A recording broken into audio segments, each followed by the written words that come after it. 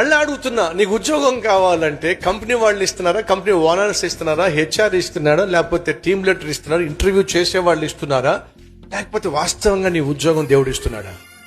నిజం చెప్పండి, గట్టిగా చెప్పండి. దేవుడు ఇస్తాడు.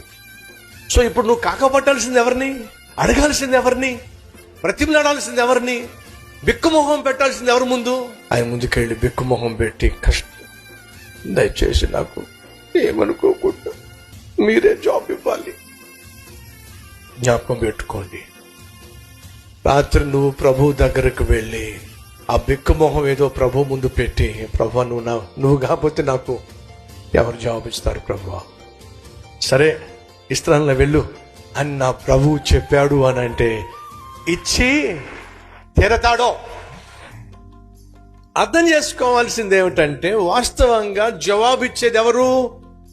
దేవుడు. ఆ దేవుడు మనుషుల ద్వారా తన జవాబును మన దగ్గరికి పంపిస్తాడు. అర్థమైందా?